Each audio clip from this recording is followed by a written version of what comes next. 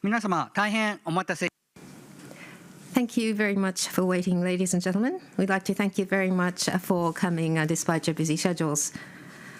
We will now like to start the Security Challenges and Global Outlook Conference, 25 years of the Czech Republic's NATO membership, co-sponsored by the SPF and the Czech Embassy of the Czech Republic. I'll be serving as MC today. My name is Yasuhiro Kawakami from the Securities Group. We have with us today His Excellency Jan Lipavský, Foreign Minister, who will be addressing us on the challenges and prospects of the international security situation from the perspective of the Czech Republic, Europe, and NATO. The second half of the session will consist of a panel discussion and a Q&A session. Before opening the session, we'd like to ask Dr. Atsushi Tsunami, President of Sasakawa Peace Foundation, to deliver his opening remarks. Over to you, sir.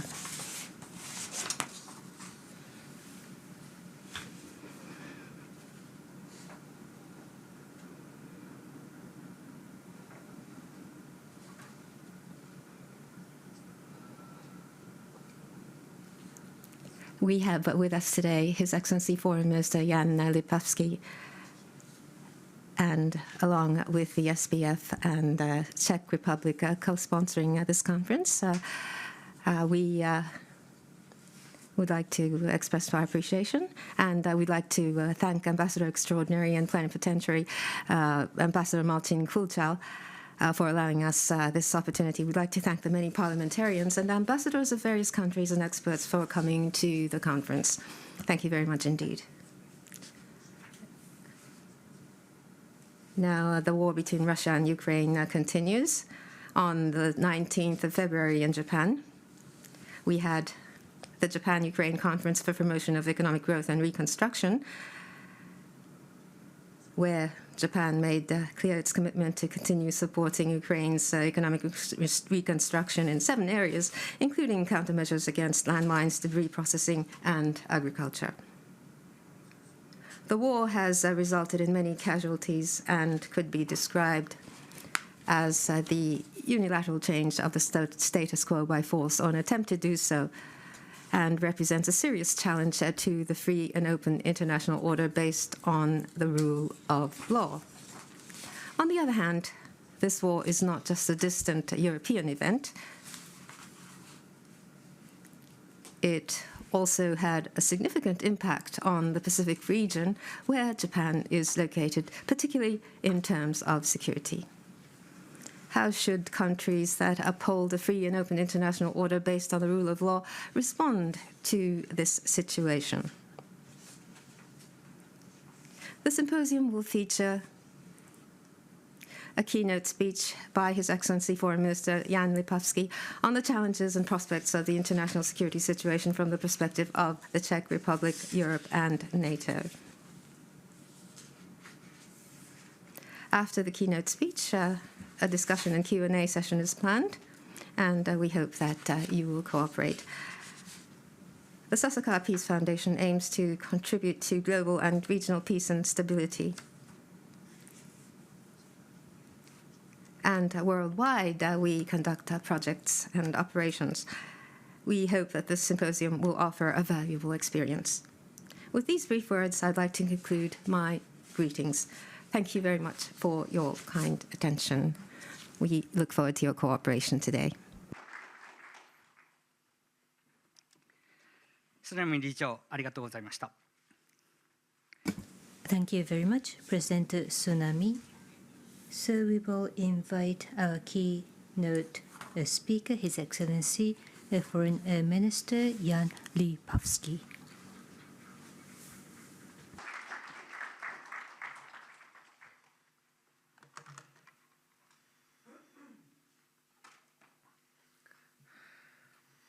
Dear President Tsunami, distinguished guests, ladies and gentlemen. Thank you for your kind words and for the opportunity to meet and discuss topical security issues with all of you. I highly value your work at this foundation. Striving for peace has never been more urgent than today. My presence at your institution is quite symbolic. Back in 1991, the Sasakawa Peace Foundation established the Sasakawa Central Europe Fund. Its aim was to assist and help Central European countries with their transition to democracy and to a market economy. The mission of the fund was accomplished when Czechia joined the EU in 2004. Today, I am standing here before you as a representative of a democratic, prosperous country enjoying the full benefits of a market economy. We do not forget the contribution of the Sasakawa Peace Foundation. Let me use this opportunity to thank you again for your help and advice that was so instrumental during all those formative years. However, today we are meeting here to discuss the security challenges of the 21st century and look for the best answers. The overall picture is indeed grim. We are living in dangerous times. Global tensions are increasing. Russia and China are the lead of the anti-systemic drive. They shrewdly use global problems, dormant crises, and national grievances. Drawn by transactional policies, too many countries become trapped, underestimating the complexity of consequences. In the process, the UN chapter is being violated and rules-based international order challenged. Over the last 15 years, we have encountered a number of crises: financial meltdown, irregular migration, Brexit, pandemics, return of Taliban to power, Russia's aggression against Ukraine, current unease in the Middle East, and its worldwide repercussions. There are so many so that we can talk about a multi-crisis. We have hardly had time to solve one before the next one struck. The situation is making our societies fragile, distrustful to the system, and prone to manipulations by our enemies. A hastened development of technologies, the vast potential of artificial intelligence, and the cyber and information space, along with our economic dependencies, are catalysts, accelerators, and amplifiers of the security threats. Anyone who ventures to analyze the current state of the world is easily led to describe a number of events of development as historical. What is cyclical in nature might be mistakenly taken for fundamental and structural. Less common is a kind of false wisdom saying that there is nothing new under the sun. We have already seen it all, so to speak. To me, both of those approaches are a bit simplistic. So, what is new about the current geopolitical state? First novelty. We have another war on the European continent. We experienced wars in the Western Balkans in the 90s, but this is different. This time, a former superpower is involved. New is also the rhetoric coming from Moscow that it can use nuclear weapons in this conflict. Speaking in Japan, I do not need to underline how alarming it is. The trust consistently built up over the years is gone. Even China has had to draw a red line, a nuclear one that Russia should not cross. The Cold War was never hot. Today's war is. So how did we get to that point? There is an ancient Latin saying, quis vult pacem para bellum, that is usually translated as, if you want peace, prepare for war. It seems that in the post-Cold War era, we collectively forgot about it. The 90s was a time of hope and optimism. We believe that the collapse of communism ushered the era of peace, democracy, and prosperity. The longing for peaceful cooperation between the nations was so strong that we kept overlooking multiple and very clear warnings. However, we decided to blindly enjoy the peace dividend. For quite some time, I would even say for way too long, Europeans were suffering from strategic procrastination, symptoms refusing to act until left with no other option. In the recent past, we have refused to see the signals that Putin was sending us, such as the war on Georgia, annexation of Crimea, insurgents in East Ukraine, murders of its opponents across Europe, and so forth. Czechia was not an exception to that rule. Following the fall of the Soviet Empire and the return of democracy, we set ourselves a goal to return into the West. To return to the political and security community of democratic countries represented for new European democracies by the NATO and the EU. In this, we succeeded.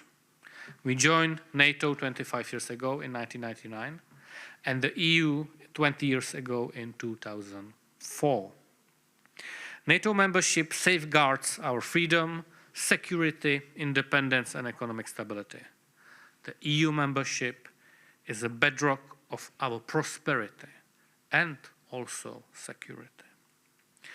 Once we reached that goal, our vigilance declined. Europe was still dreaming about eternal peace, while Moscow was already in a geopolitical conflict with Europe. After all, it was Ukrainians' wish to strengthen ties with the EU that brought tensions to a head with Russia in 2013-2014. Only the Russian attack against Ukraine 2 years ago was that no other options moment. Finally, we understood that Putin's ultimate goal is to destroy and renegotiate the European security architecture to make it favorable to Russian interests. In this twisted vision, the sovereignty and integrity of nearby countries, freedom and will of their citizens would have to align with the Kremlin's policy. At last, we woke up and got our act together. It is a new element in the international arena, and it is extremely important. Russia declares it is fighting the collective West. This may be one of few Putin's truthful revelations, if not the only one. The war in Ukraine is also our war. Our future is at stake, and make no mistakes. If we allow Russia to destroy Ukraine, if its aggression goes unpunished, other predators around the globe will follow suit. Ukraine is fighting for its survival. Ukraine also fights on our behalf, and we must support it politically and militarily. Russian imperial ambitions have no limit, unless we set them. Late President Václav Havel once said that the Russian problem for many centuries is that Russia doesn't exactly know where it begins and where it ends. If it were allowed to, Russia would not hesitate to take on the former Eastern Bloc territories. A defeat of Ukraine would bring the winner new resources and open the gate for other special military operations in Central and Eastern Europe. You can think about all the various consequences to the world security. 2 years into the Russian aggression, the conflict in Ukraine has evolved into a war of attrition, and Putin is clearly betting on us to blink first. And we shall prove him wrong. We must remain focused on Ukraine's military and defense needs and increase pressure on Russia and its allies through sanctions. We must continue to conduct active and smart multilateral diplomacy. Czechia, on its own, as well as member of the European Union, is very active in all of those fields. In this respect, politicians have an important strategic communication responsibility. Personally, I keep explaining back home that in Ukraine the stakes are high for our own security. Come back to one of the aspects I mentioned earlier, the central role of NATO in the European security architecture. That is nothing new, but there were times in the recent past when we have tended to forget about it. In a certain way, we can say that no one has sharpened the minds of the Europeans more than Vladimir Putin did. Since 75 years, NATO has been bringing stability to Europe. The alliance not only serves as a shield against external attack, but also as a framework for cooperation and communication in the transatlantic community. NATO represents the institutional umbrella of the Western community and helps to mitigate possible friction between its members. The entry of Finland and soon of Sweden and the interest of other countries to join the alliance prove that NATO membership does not lose in its attractiveness. European countries that are not part of the collective defense system and lack credible security guarantees are in a security vacuum that the aggressor may exploit at an appropriate opportunity. That is why we consistently support the open door policy and our offer political support and practical advice to potential candidates for NATO membership. Among them are Moldova, Georgia, or Bosnia and Herzegovina. Ladies and gentlemen, technologies and trade have made our planet a more complex in a certain way. A small place where we depend on each other more than ever in history. The level to which is our world connected is another new element to consider. That is true about many aspects of our lives. It is particularly true about security. Euro-Atlantic and Asia-Pacific securities are interconnected. We cannot deal with security challenges separately and independently. Russian aggression against Ukraine is the most imminent security threat, certainly to us in Central Europe. However, there is no doubt that the rise of China is the greatest systemic challenge to the current international order. China's foreign policy is becoming increasingly aggressive. The Beijing regime does not even conceal its ambitions to alter the international system anymore. China has been promoting its governance model to the countries of the so-called Global South. It has stepped up its effort to get key multilateral organizations under its influence, especially those setting international standards. And we should be honest about this, it has some success in doing so. Russia has opted for brutal, barbaric tactics. China has so far been rather patient, but this is also changing. Many democratic countries, including Czechia, have to deal with direct influence operations of China. Increasingly, we hear threats from Beijing that use of military force against Taiwan cannot be ruled out. China is already closely watching how the Russian war unfolds. It supports Russia politically and morally, and ruthlessly profits from this conflict economically and politically. In its strategic concept, NATO agreed to tackle threats and challenges coming from all directions, including China's coercive policies. Those who challenge the UN chapter and rules-based international order even closely cooperate. The community of democratic countries, we must do the same and better. Our democratic values give us the base, but we must start working much harder not to lose them. NATO is aware of the importance of partnership with Indo-Pacific 4 countries. It is developing special relationship with Japan, South Korea, Australia, and New Zealand. These partners got invitation to the last 2 NATO summits, and we wish them to be invited this year again. NATO highly values your role in protecting rules-based international order, supporting Ukraine or non-proliferation.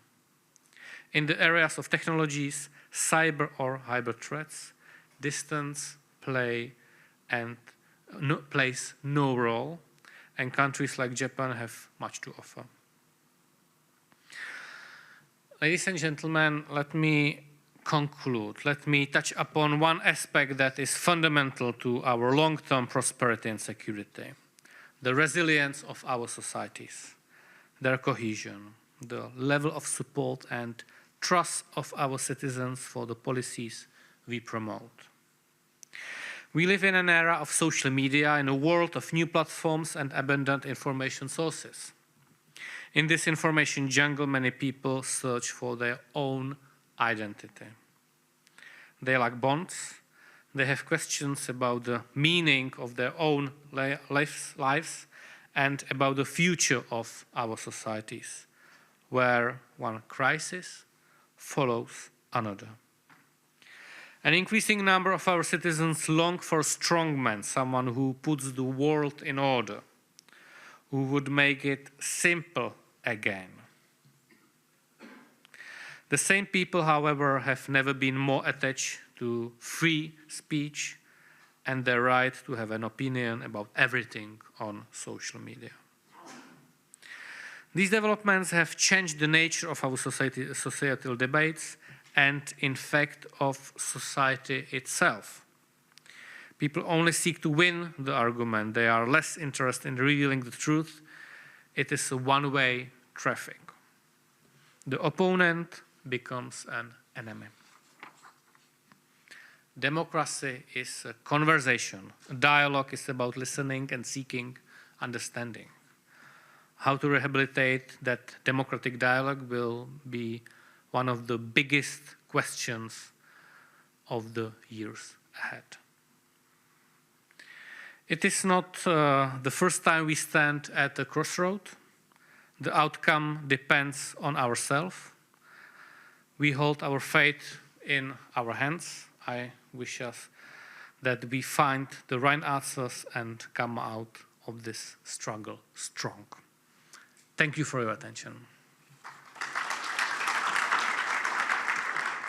Thank you very much, Mr. Lipavsky. And please take the center chair and remain seated. それではこれよりパネルディスカッション。We will go on to the panel discussion. I will invite our Executive Director, Nobukatsu Kanehara, and Senior Fellow, Bonji Ohara. They will join the panel discussion. I hand over the microphone to Kanehara-san. Joining us today, we are full of the very interested people here. I wish to discuss about the future of Asia and future of Europe together, and the cooperation between Japan and NATO.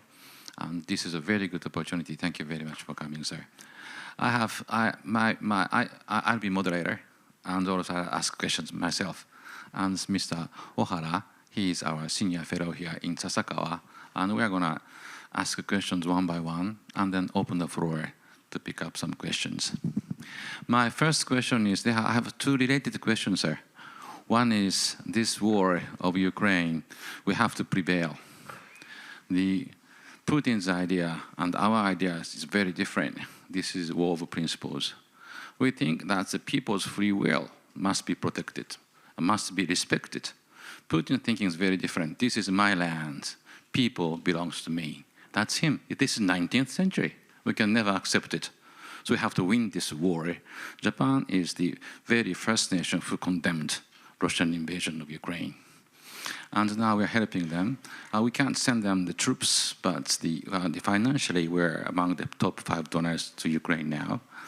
And my first question is, how can we finish this war? The the president is now suffering from the stalemate. Russia is a very big nation, and they don't care how many soldiers die in the battlefield. That's Russia. And Ukraine is smaller, and they are sustaining their positions, but it's not very easy, and it's not very easy neither to take back the lost territories like Donetsk, the Luhansk, and the Zaporizhia, Kherson, and the Crimea. How can we, the West and Ukraine, bring peace, at least a ceasefire? What would be the end state of this war? Because Putin thinks that he can win this attrition war. We have to stop him, but how? This is my first question. Second question is, how can we, the West and Ukraine, sustain Ukraine? Because Ukraine is a very, very precious the possible democracy, but not only that, the big buffer states for the NATO members. If we lose that, Russian armies will come to the front line of Czech and the Baltics, Poles, Romania. They are under direct threat from Russian-led army. But we have to keep Ukraine as our friend and push them back. And then how can we do that? Do we accept Ukraine as a member of NATO, or at least observer like Japan, Korea, Australia, and New Zealand? How can we sustain the ceasefire? How can we sustain the peace after the conflict with Ukraine? These are two of my questions, sir. Please.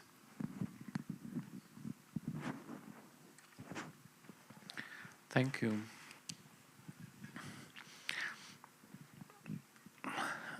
Those are questions which are not easy to answer. But maybe that's the reason why you are asking. How to stop the war?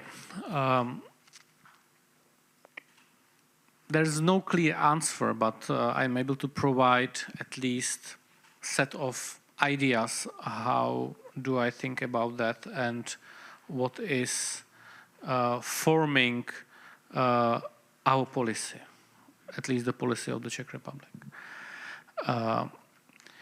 We have to understand that the root cause of the Russian war against Ukraine is not Vladimir Putin. It is not anything which we regularly hear in the media. The root cause is Russia's imperialistic idea. In my speech, I quoted Václav Havel, who in his own way described that Russia is not does not know where it has limits, and this imperialistic idea that you can go and grab another state's territory by annexation, blatantly violating the Charter of UN, is something which is the root cause of all this war, and maybe some future possible wars. And we should be clear in defining it as the goal, not to only say that we need to stop the war, but we also should be looking for ways how to contain Russia in its internationally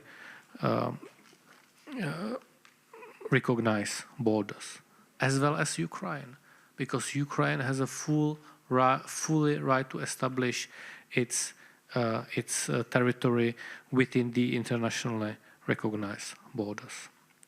So, practical steps could follow Zelensky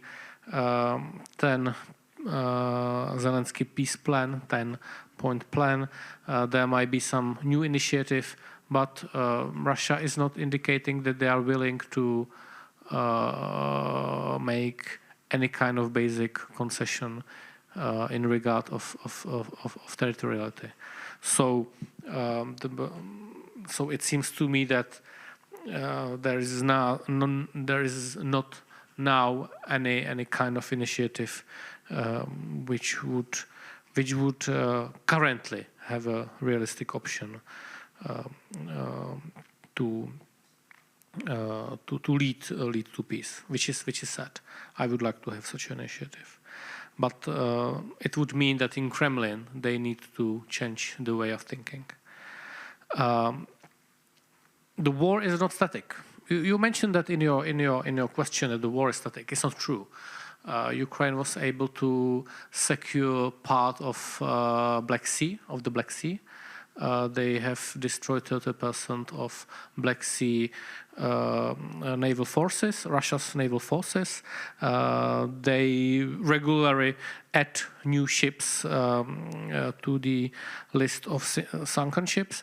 So, and they were able to, in some limits, start operation between Odessa and the rest of the world. So Ukraine won back access to oceans. This is a major change which happened last year. What Ukraine was also able to achieve is somehow protect its air with the help of Western countries to build up air shield. It's not 100%, but it's able to shoot down many rockets which are regularly flying from Russia on Ukraine. Where Ukraine now really needs our help is traditional frontline fighting. Russia, with the help of North Korea, is able to produce and procure quite significant amount of ammunition.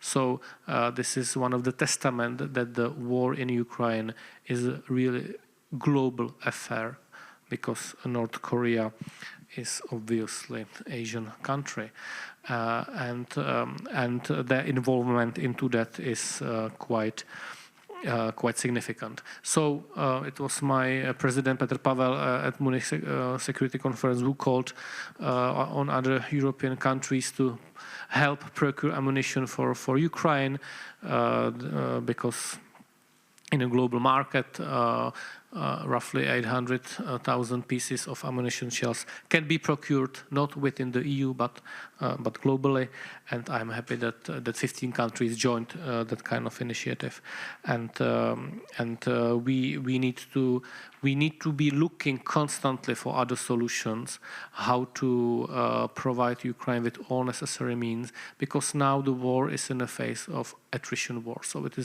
is the war of Russia, Iran and North Korea economies against coalition of willing to help Ukraine. So thank you very much that Japan is in a certain way part of that, maybe not militarily, but for example through humanitarian aid is very well appreciated. Any kind of help is very, very, very important. So how to stop the war? I think we need to show strong resilience. We need to show dedication that we will not let Ukraine fall, and then Russia will hopefully change its calculations. And this is, in my world, in the way how I see it, also the answer for the second question you posed: how to sustain a peace. So when I speak about peace, I do not say we need peace, we need a ceasefire.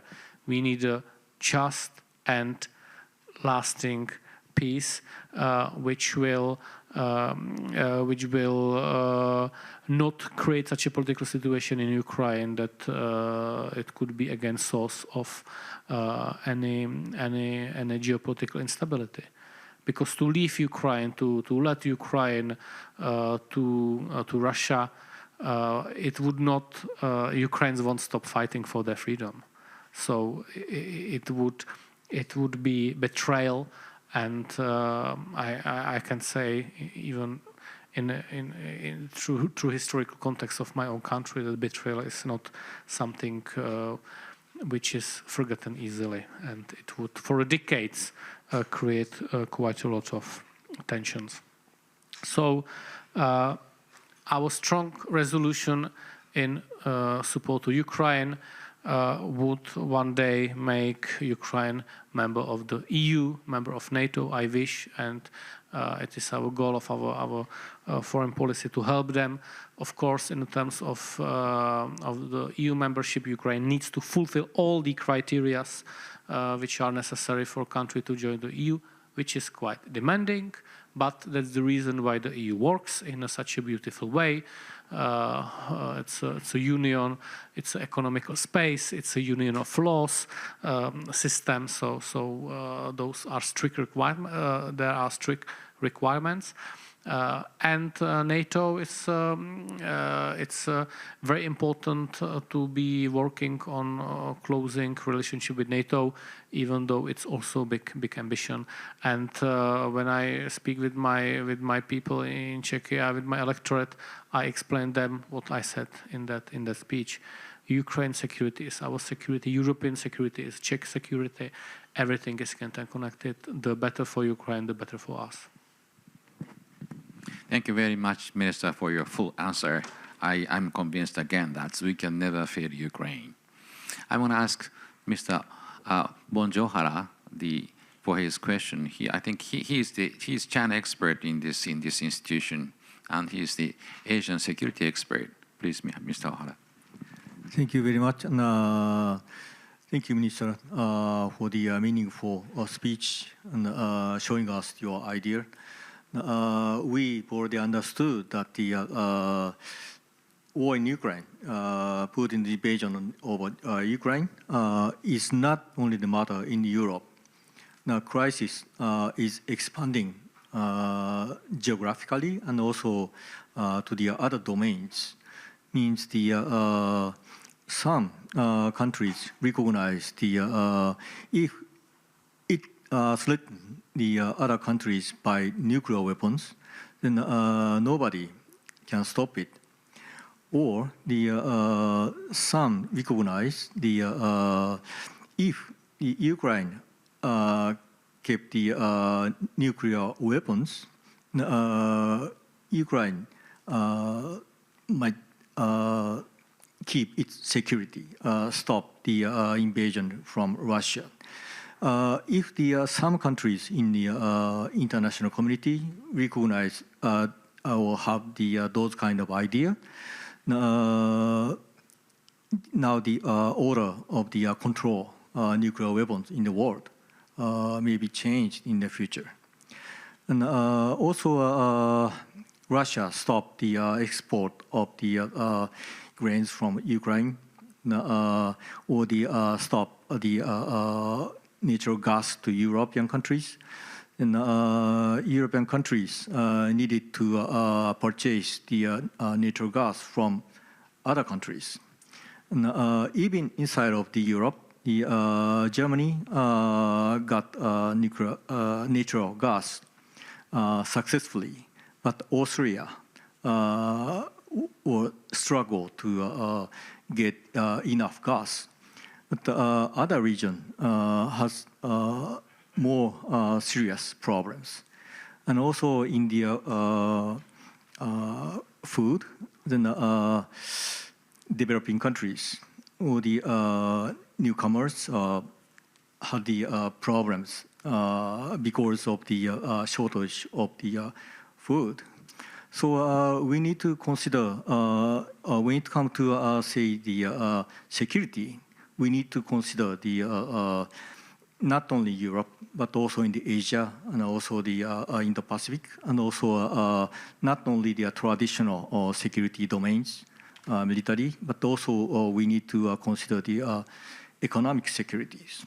So I'd like to ask you the two aspects: how to keep the now the non-proliferation system in the world of the nuclear weapons, and one another is the how to cooperate in the economic security domains, because we, the Japan and the European countries, not only the Germany, France, but also the countries in the Central Europe, Visegrad Force or other countries. So if you have some concrete idea, please show us. Thank you. Thank you. So it is Putin and Putin's Russia which destroyed trust, mutual trust in a sense of nuclear security. And it is for the first time ever, basically, when nuclear power plant is occupied by enemy force. Of course, for Russia, it's not any kind of occupation because they proclaim it their own territory and they took it into possession. So, already mentioned Zelensky 10-point peace plan has point number 1, nuclear security. Czechia is with Japan and with some other European countries co-chair of that group. I already mentioned that even this belligerent language, nuclear rhetoric, it's too much for China. So even China had to draw some kind of red line for Russia. And it is important that we keep in touch all the institutions like International Atomic Energy, trustful and in a place to have oversight over non-proliferation program. But we need to be very careful in a way Iran is trying to make disturbances in the Middle East. Its support to Houthis, which basically stalled maritime trade through Red Sea with global implications.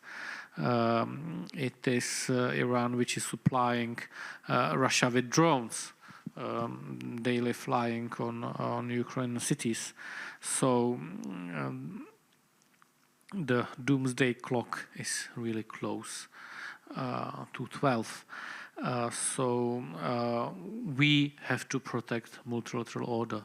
That would be my answer for how to keep non-proliferation intact, because those institutions prove to be best tools to keep that idea afloat. On economic security, I think you described very well the struggles of Europe and Africa in regard to food security, in regard of energy security, and I think maybe Europe and Putin energy war in Europe and the dependencies of different European economies on Russian gas and oil and oil products could be used as a case study how possible de-risking might look like, because it is exactly what had happened, but forcibly. One day Putin decided to stop sending more gas into European market. They always fulfilled long-term contracts, that's true, but until the Nord Stream pipeline blew up. But the point is that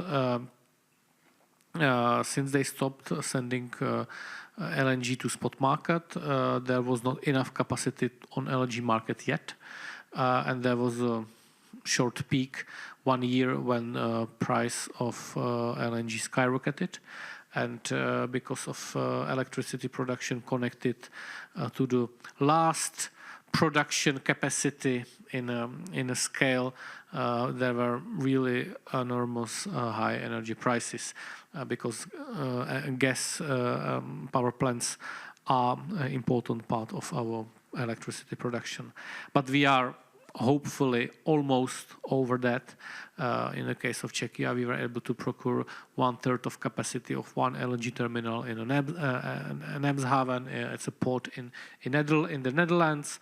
We are procuring LNG all over the world.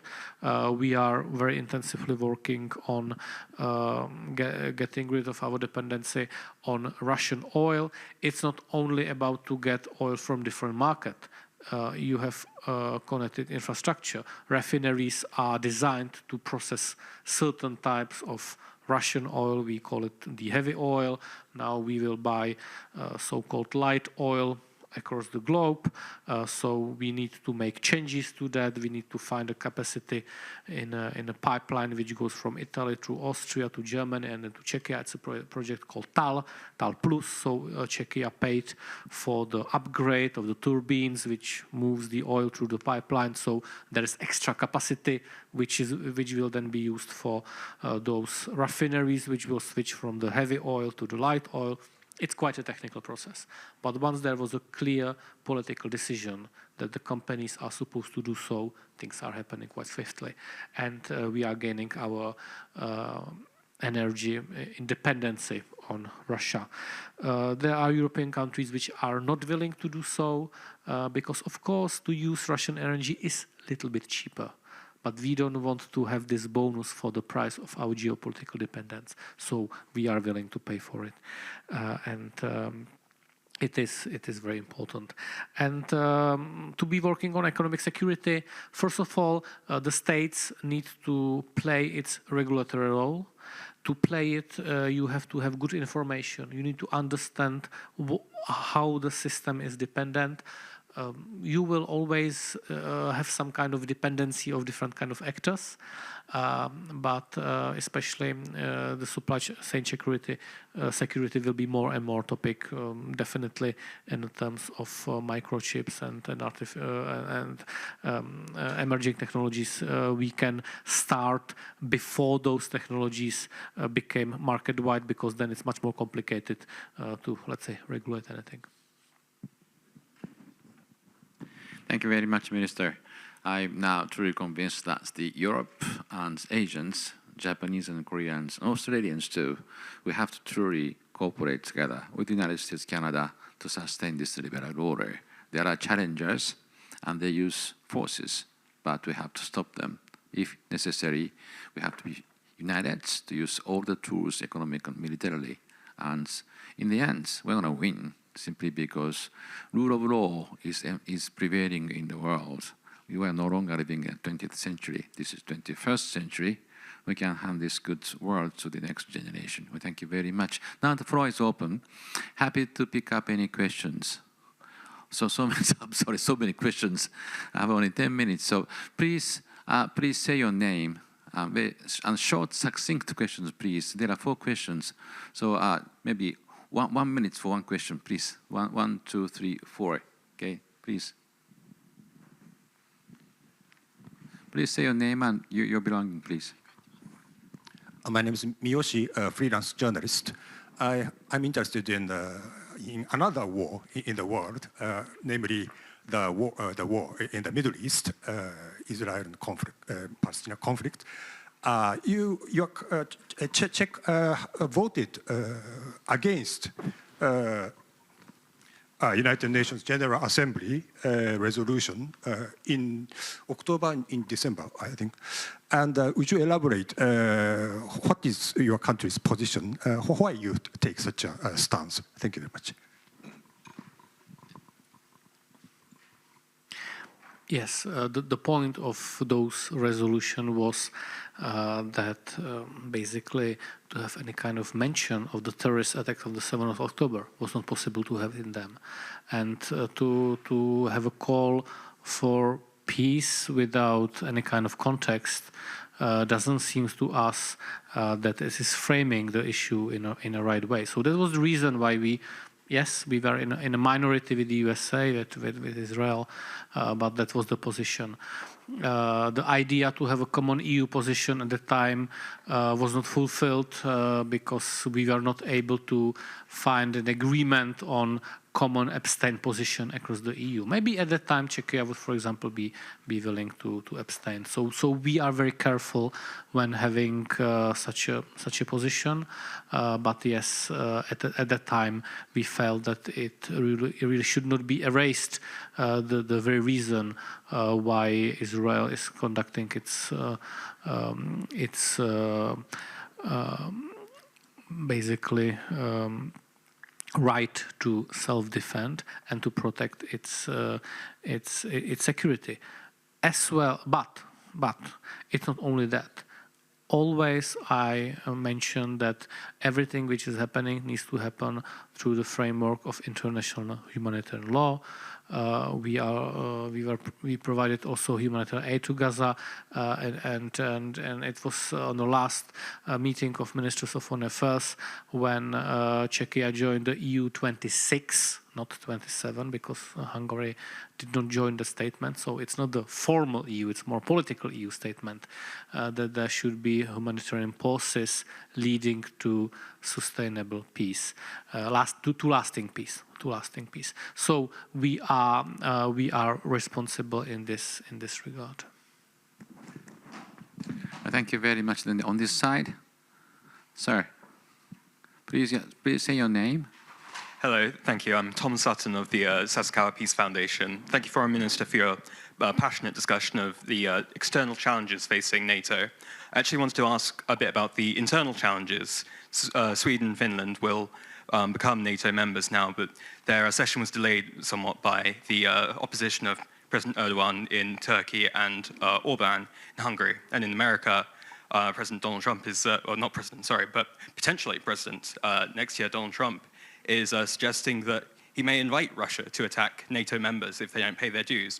What do you think can be done to improve the shared sense of purpose among NATO members? Thank you. It's good news that Turkey and Hungary both agreed on Sweden membership in NATO. I mean that the parliaments ratified the amendment to international treaty, which founds NATO as such. So Sweden is in with a big relief. But your question remains still valid because it took quite a process to get Sweden in. As well as it's one of the very probable scenarios that Donald Trump might be elected next president of the United States. So we need to divide this notion of feeling into specific themes and topics, and maybe to understand what each means, and then it provides a more clear vision how to navigate through this complex feeling. So I will start with Donald Trump. He has a good point that Europe countries should and have to invest more into their security. And he had that point in NATO when he was president. He was also screaming different things about NATO, but then he was on a NATO summit, and he was right because European countries were not giving enough money on their security. So if there is a war on the European continent, European countries, including mine, have started to pay out more for their security in terms of procure military hardware, etc., etc. So we are not at the level of 2% of GDP per military spending, military defense spending, but we are on a very good path, and I hope that our government will be able to fulfill it. As well as I really don't like the rhetorics on inviting Russia to anyone invite. So I think that was some kind of mistake from his from his side, and definitely it doesn't make me happy to hear that, because I'm also not inviting I don't know, China to invite anyone, right?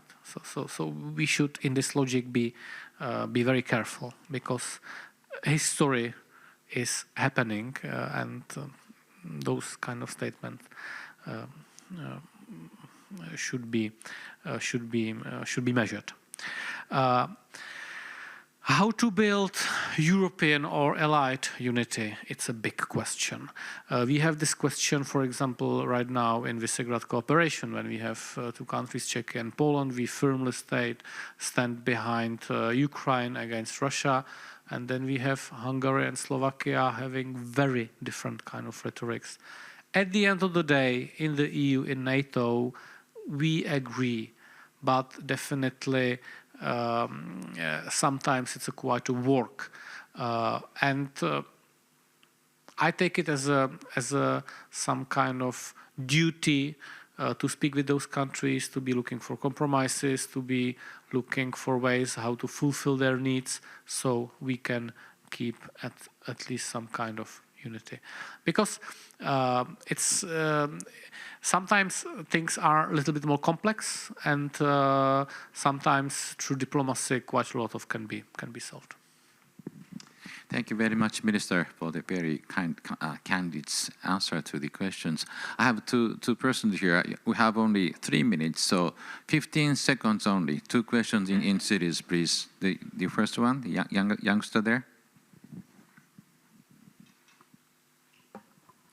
Thank you very much, Minister. I'm Yusuke Umezaki from Jiji Press. The war in Ukraine is still ongoing, but in Japan, our eyes are also on what's going to happen between China and Taiwan in the near future. And some high-rank profile in Japanese government once told me that the part of the aim of the supporting Ukraine is to keep Europe committed to Indo-Pacific. So what do you think your country could do if war broke out between China and Taiwan? I might have said that.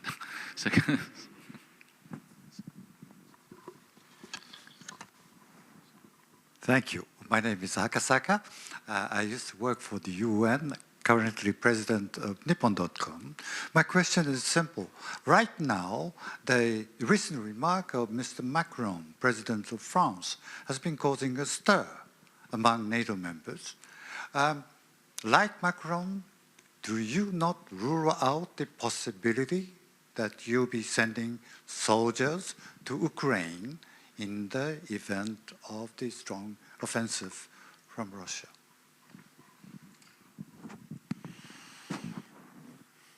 Very direct questions. Very direct questions. With media in the room. Okay. Aim of our foreign policy in regard of Taiwan is to keep status quo. So it would be very detrimental with the global effects if any kind of major military escalation happened in Taiwan Straits in regard of maritime trade. Half of the trade on ships goes through the microchips production on Taiwan. So we really want to keep Taiwan Strait safe without escalation and as status quo. But I don't like any kind of speculation, but Czechia is a part of the free and democratic world, and we will be part of the free of democratic world. On Macron's question, Macron's statements, and French Prime Minister repeated that in the Parliament. I don't know details of that plan. I don't know what would be the purpose of those soldiers. As I understand it clearly, it's a unilateral idea between France and Ukraine. If I were correct to read some news that those soldiers could be training Ukrainian soldiers or maybe helping with air defense, I don't know. I have this from media. So I'm not able to comment it closely because I don't know details, and we don't have any kind of the discussion back home in Prague. We focus on all the other kind of help, military, political, financial, economical, diplomatic. But not this kind of help. Thank you very much. Time is up. So thank you very much for coming. Please give big hand to the minister.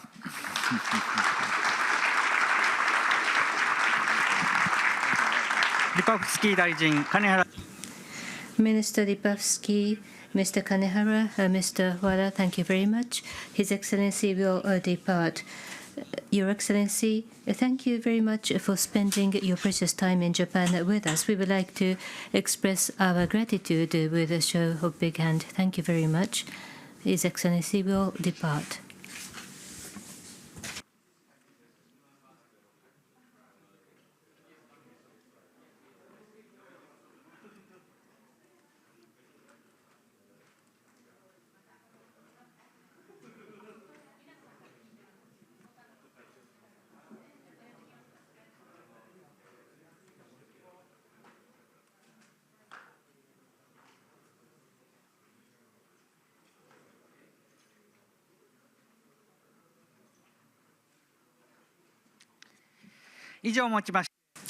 Thank you very much. We will conclude the Security Challenges and Global Outlook 25 Years of the Czech Republic's NATO membership, co-hosted by Sasakawa Peace Foundation and the Embassy of the Czech Republic in Tokyo.